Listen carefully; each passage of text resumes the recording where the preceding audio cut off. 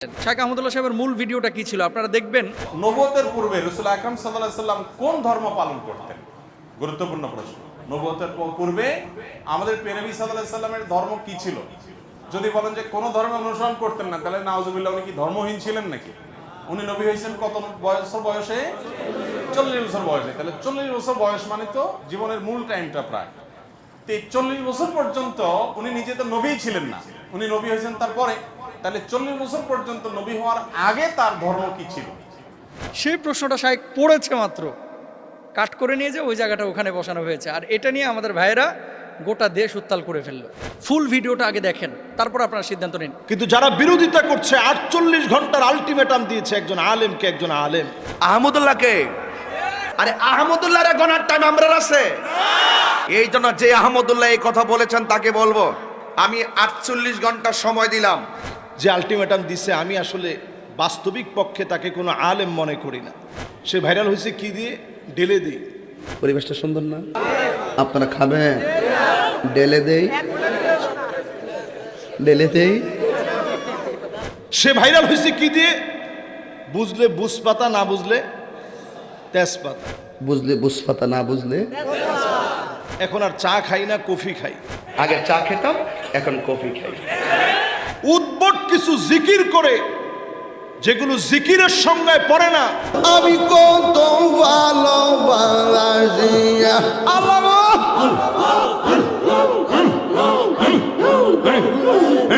আল্লাহর সঙ্গে সরাসরি বেয়াদবি।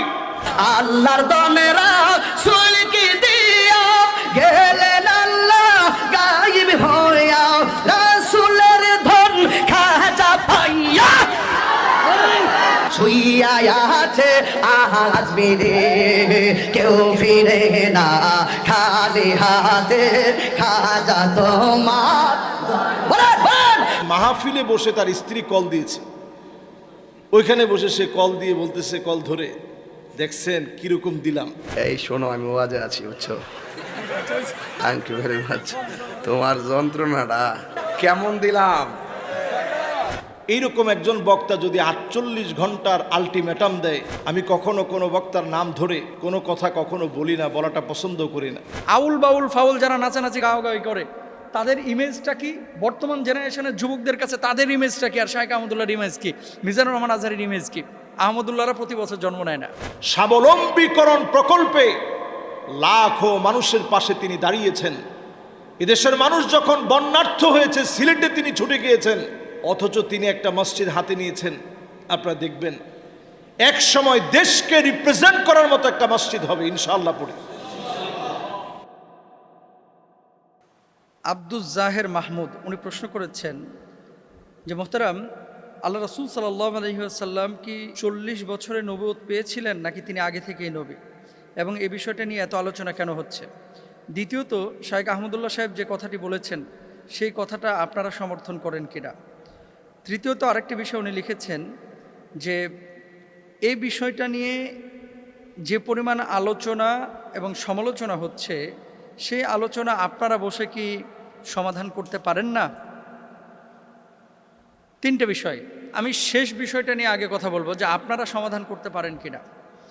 দেখেন, কিছু কিছু বিষয় হাদিসে একাধিক বর্ণনা আছে, যেই বর্ণনাগুলো একাধিক থাকার কারণে সাহাবী রিদওয়ানুল্লাহি আনহুম আজমাইনদের জামানা থেকেই কিন্তু এই মতবিরোধগুলো চলে আসছে। যেমন আপনাকে একটা কথা বলি, নামাজের মধ্যে যে আমরা হাত বাঁধি, কেউ নাভির নিচে, নাভির ওপরে, কেউ বুকের ওপরে হাত বাঁধি, প্রত্যেকটা কিন্তু হাদিসের মধ্যে আছে। প্রত্যেকটা কিন্তু হাদিসের মধ্যে আছে। এখন আপনি যদি বলেন যে বুকের উপরে হাত বাঁধা এটাই বিশুদ্ধ আর সব কিছু বাকি হাদিসগুলো এগুলো নিষিদ্ধ বা এগুলো মানা যাবে না, তাহলে আপনি এখানে জুলুম করলেন, এটা উচিত না। কিছু বিষয় একাধিক বর্ণনা দুইভাবে এসেছে। তো সাহাবী রিদওয়ানুল্লাহি আনহুম আজমাইনদের মধ্যে ইখতিলাফ ছিল, তাবেঈনদের মধ্যে ছিল, পরবর্তী স্কলারদের মধ্যে ছিল, সালফে সালেহিনদের মধ্যে ছিল, বর্তমান সময়েও আছে, এটা থাকবে কিয়ামত পর্যন্ত। সেক্ষেত্রে আপনার আমার ভূমিকা কি হবে? আপনার আমার ভূমিকা হচ্ছে একাধিক বর্ণনা যখন থাকবে তখন আপনার যেটা ভালো লাগে আপনি মেনে নেবেন, তবে অবশ্যই ইসলামিক স্কলার একজনকে ফলো করবেন যে তার রায়টা কী। সেটা হানাফি মাযহাবের হতে পারে, শাফি মাযহাবের হতে পারে, মালিকি মাযহাবের হতে পারে, তার রায়টা কী। 2 নম্বর বিষয়, 40 বছরে রাসূল আকরাম সাল্লাল্লাহু আলাইহি ওয়াসাল্লাম নবুয়ত পেয়েছিলেন নাকি তার আগেই পেয়েছিলেন, এই কথাটা মূলত শায়েখ আহমদুল্লাহ সাহেবের যে মূল ভিডিওটা, সম্ভবত উনি এই যে চাঁদনি চক বা এই যে নিউ মার্কেটের ওখানে যেই একটা মাহফিল হয় কোন মসজিদে যেন, ওখানে সওয়াল জবাবের মধ্যে যে ভিডিওটা, মূল ভিডিওটা দেখেন। আমাদের কাছে কোনো শ্রোতা যখন প্রশ্ন করে, এই যে আজকে যে প্রশ্ন উত্তর দিচ্ছি, শ্রোতারা যখন প্রশ্ন করে আমরা কিন্তু প্রথমেই প্রশ্নটা আপনাদের সামনে পড়ে নেই। ইভেন এই যে আব্দুল জাহের মাহমুদ যে প্রশ্নটি করেছে, এই প্রশ্নটাও কিন্তু আমি পড়লাম। কোরআনুল কারিমে আল্লাহ কি বলছে, একটা উদাহরণ দিয়ে আরও ক্লিয়ার হবেন। লা তাকরাবুস সালাহ, নামাজের ধারে কাছেও যায় না। এখন আপনি আগেও নিলেন না, পিছেও নিলেন না। লা তাকরাবুস সালাহ আল্লাহ বলছেন নামাজের ধারে কাছে যায় না, আপনি নিয়ে এসে এটা মুস্তাফিজ হুজুর বলল নামাজের ধারে কাছেও যায় না। এখন কখন? আল্লাহ তো এটা পরে বলে দিয়েছে, ও আনতুম সুকারা, যখন নেশাগ্রস্ত অবস্থায় থাকো। মদ খায়া পবিত্র না হয়ে সাথে সাথে নামাজে দাঁড়ায়ও না, নাপাক অবস্থায় দাঁড়ায়ও না। এখন আপনি কাট করে ওখানটা নিয়ে যে বসায় দিলেন। সুযোগ সন্ধানী যারা আছে সোশ্যাল মাধ্যমে, আমার লেকচার বলেন, আহমদুল্লাহ সাহেবের লেকচার বলেন, আব্দুল্লাহ সাহেবের লেকচার বলেন, XYZ যে কোনো স্কলারের লেকচার কেটে কেটে অনেকভাবে কিন্তু উপস্থাপন করা যায়। একটা পজিটিভ বিষয়কে কিন্তু নেগেটিভলি উপস্থাপন করা যায়। আর যে ভদ্রলোক এই কথাগুলো নিয়ে আজকে আলোচনা করতেছে, শায়েখ আহমদুল্লাহ সাহেবের মূল ভিডিওটা কী ছিল আপনারা দেখবেন, এখন ইউটিউবে আছে। প্রশ্নটা শায়েখ এভাবে পড়ছেন যে এক ভাই প্রশ্ন করেছেন, রাসূল আকরাম সাল্লাল্লাহু আলাইহি সাল্লাম তো 40 বছরের নবুয়ত পেয়েছেন, এর আগে তিনি নবী ছিলেন না, তাহলে এই 40 বছর আগে তিনি কোন ধর্ম অনুসরণ করতেন? তাহলে কি আল্লাহ রসুল কোনো ধর্মের অনুসরণ করতেন না, নাকি অনুসরণ করতেন? অনুসরণ করলে কার ধর্ম অনুসরণ করেছেন? আমরা জানি যে ইব্রাহিম আলাইহিস সালাতু ওয়াস সালামের দিন ধর্ম আল্লাহ রসুল সাল্লাল্লাহু আলাইহি সাল্লাম অনুসরণ করেছেন।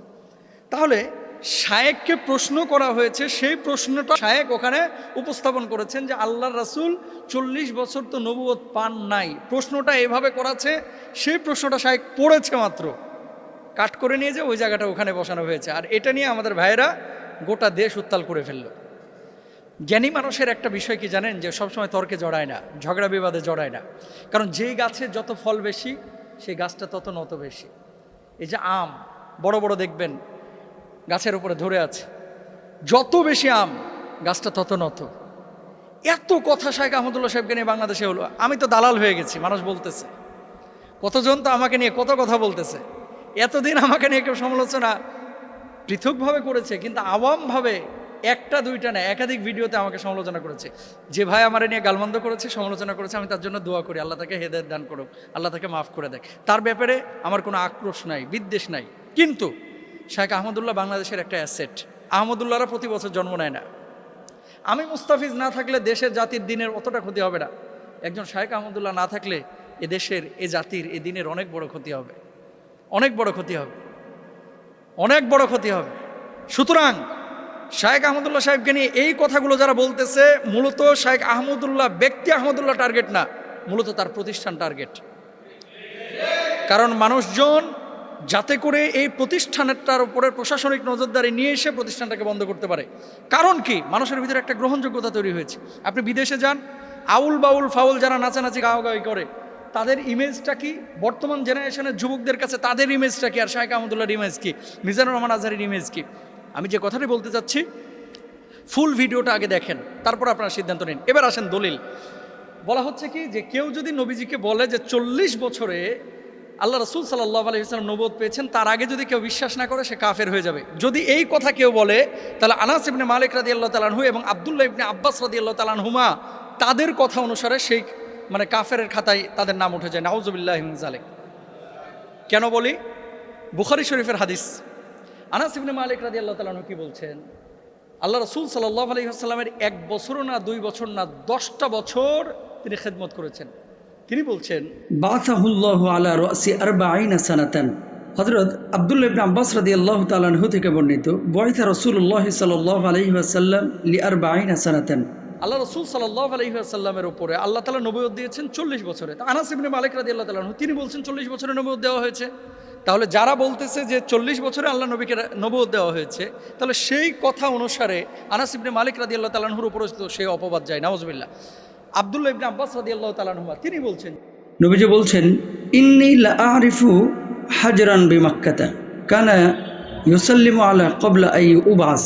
যে আল্লাহ রাসূল সাল্লাল্লাহু আলাইহি ওয়াসাল্লামের উপরে 40 বছরের নবুয়ত এসেছে। আল্লাহ রাসূল সাল্লাল্লাহু আলাইহি ওয়াসাল্লাম আরেকটা হাদিসের মধ্যে কি বলছেন দেখেন। আল্লাহ রাসূল সাল্লাল্লাহু আলাইহি ওয়াসাল্লাম বলছেন যে আমি একটা পাথরকে চিনতাম, জানতাম যে পাথরটা আমাকে কবলা আই ইউসাল্লিমা, আমাকে সালাম প্রদান করত, আন উবাসা নবুয়া, আমি নবুয়ত পাওয়ার আগেই এই পাথরটা আমাকে সালাম করত। তো নবুয়ত পাওয়ার আগে পাথর আমাকে সালাম করত, আল্লাহ রাসূল সাল্লাল্লাহু আলাইহি ওয়াসাল্লাম নিজে বলেছেন। তো নবীজি যে বললেন যে আমায় নবুয়ত পাওয়ার আগে পাথর আমাকে সালাম করত, তাহলে নবুয়ত আল্লাহ রাসূল সাল্লাল্লাহু আলাইহি ওয়াসাল্লাম একটা নির্দিষ্ট সময় পেয়েছেন। এখন আরেকটি হাদিস যেটা দিয়ে সব ভাইয়েরা দলিল পেশ করে, নবীজি সাল্লাল্লাহু আলাইহি ওয়াসাল্লামের নবুয়তের ব্যাপারে জিজ্ঞেস করা হয়েছিল যে আপনি কখন থেকে নবী? তিনি জবাব দিয়েছেন কুনতু নাবিয়ান ওয়া আদামু বাইনাল মাই ওয়াত তিন। অন্য বর্ণনায় আছে কুনতু নাবিয়ান ওয়া আদামু বাইনার রূহি ওয়াল জাসাদ। আদম যখন শরীরে এবং পানির মধ্যে তিনি ছিলেন তখন থেকেই আল্লাহ রাসূল সাল্লাল্লাহু আলাইহি ওয়াসাল্লাম নবুয়ত পেয়েছিলেন। আদম যখন রূহ এবং মাটির মধ্যে মিশ্রিত ছিলেন তখন থেকে আল্লাহ রাসূল সাল্লাল্লাহু আলাইহি ওয়াসাল্লাম নবুয়ত পেয়েছিলেন। এরকম কিন্তু একাধিক বর্ণনা আছে। হাদিসটা কি? হাদিসটা রাসূল আকরাম সাল্লাল্লাহু আলাইহি ওয়াসাল্লামের বিশুদ্ধ হাদিস, যে যখন আদমকে সৃষ্টি করা হয় নাই তখন থেকেই তিনি নবুয়ত পেয়েছিলেন। কিন্তু আদম আলাইহিস সালাতু ওয়াস সালামকে আল্লাহ সুবহানাহু ওয়া তাআলা যে পৃথিবীর বুকে পাঠিয়েছেন, নবীকে যে আল্লাহ সুবহানাহু ওয়া তাআলা পৃথিবীর বুকে পাঠিয়েছেন, নবীজি 40 বছর পর্যন্ত নবুয়ত পান নাই, কিন্তু আগে থেকে নবুয়ত ছিল লাউহে মাহফুজে। কোরআন যেমন সংরক্ষিত ছিল, নবীজির স্বীকৃতি লাউহে মাহফুজে এবং আসমানি জগতে, রুহানি জগতে আল্লাহ তাআলা আগেই দিয়ে রেখেছিলেন। সেই স্বীকৃতির সনদ, স্বীকৃতির চূড়ান্ত বাস্তবায়ন আল্লাহ তাআলা 40 বছরে করেছেন। তাহলে কি সেই হাদিসটাও ঠিক, এই হাদিসগুলোও ঠিক। 40 বছরে নবীজি নবুয়ত পেয়েছেন, এটা তো সিরাতের ম্যাক্সিমাম কিতাবের মধ্যে আছে, ম্যাক্সিমাম কিতাবের মধ্যে আছে। আমরা তো অস্বীকার করতেছি না সেই বিষয়টা, কিন্তু নবুয়ত 40 বছরে পেয়েছে, এটাকে কেউ যদি অস্বীকার করে কাফের হয়ে যাবে, ফাসেদ হয়ে যাবে, এই বিষয়টাতে আমরা একমত না, এটা অশুদ্ধ বিষয়। সুতরাং রাসূল আকরাম সাল্লাল্লাহু আলাইহি ওয়াসাল্লামের হাদিস একাধিক থাকতে পারে। আমাদের আকীদা হচ্ছে নবীজি 40 বছরে নবুয়ত পেয়েছেন এবং নবীজির নবুয়তের সিদ্ধান্ত স্বীকৃতি আল্লাহ সুবহানাহু ওয়া তাআলা আগেই দিয়ে দিয়েছেন। কিন্তু এটা নিয়ে বাড়াবাড়ি, ছাড়াছাড়ি, মারামারি, আর মূলত যদি উদ্দেশ্য হয়ে থাকে শায়েখ আহমদুল্লাহকে দমন করা, এই উদ্দেশ্যটা আসলে সফল হবে না। আল্লাহ তাআলা চক্রান্তকারীদের চক্রান্তকে নস্যাৎ করুক। সবাই বলেন আমিন। আল্লাহ সুবহানাহু ওয়া তাআলা আমাদেরকে বুঝার তৌফিক দান করুন।